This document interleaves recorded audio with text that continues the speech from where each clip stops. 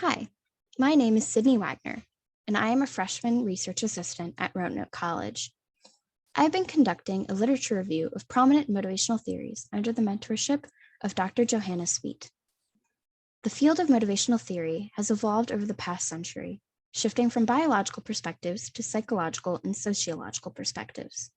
Whereas drives such as sex, hunger, and thirst were originally what people believed to be the main motivators for humans, people now have a better understanding of the more complex concepts that drive us. In order to understand the full scope of motivational theory, prominent literature has been reviewed for the purpose of drawing out common key themes. After determining prominent motivational theories, each article was read through, with notes taken on the common themes and key ideas. A total of 12 different articles detailing different motivational theories were examined and compared. In total, 4 different key concepts were consistent among a majority of the motivational theories. The first key concept is belongingness, also known as relatedness or the love need. This represents the need for human beings to find a sense of belonging and understanding among peers. It should be noted that this love need does not necessarily mean romantic love. Rather, it involves fostering healthy relationships with family, friends, coworkers, peers, and romantic partners if desired. Inhibiting an individual's relatedness needs, such as making them feel like an outcast in their social environment, can result in a lack of motivation and work performance, and can become detrimental to overall well-being. Humans are social creatures, and denying them the capacity to relate to others can have negative effects on how they work towards goals, both professionally and personally. The second key concept, self-esteem, can also be considered an umbrella for recurring topics such as self-efficacy and competence. Self-esteem is the view an individual has of themselves, positive or negative.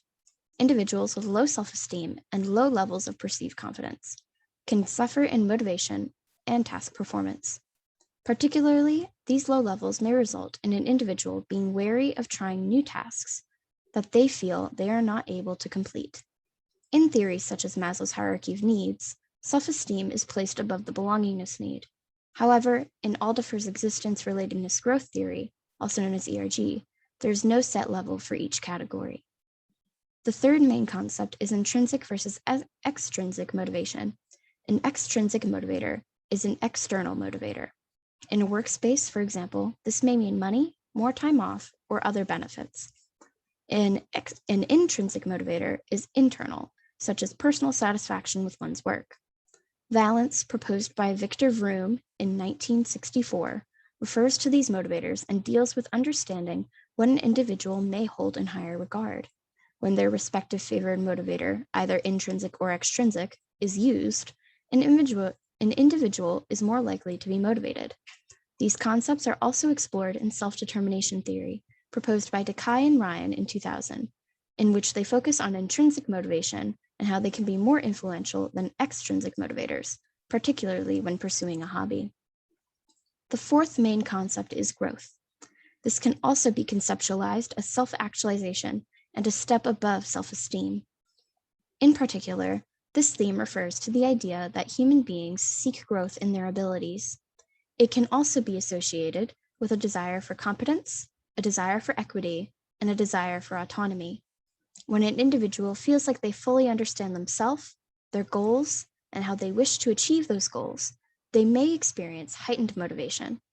This is also related to intrinsic motivators such as knowledge and satisfaction, as well as the belongingness need, in which people desire to foster and grow their relationships with others, often leading to personal growth.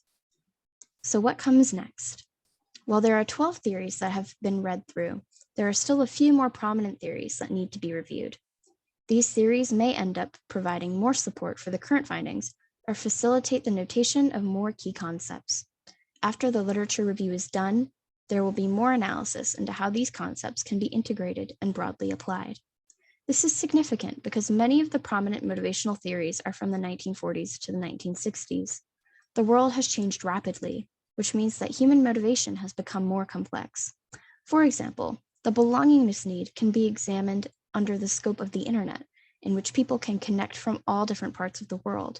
It can also be examined in the growth need, in which anyone can look up a tutorial on YouTube or Google and start learning a new skill. These innovations have changed how we need to look at human motivation, but many of the key concepts, such as growth, belongingness, self-esteem, and intrinsic versus extrinsic motivation, are all still relevant. Please feel free to explore the literature referenced in this presentation if you are interested in the motivational concepts discussed today.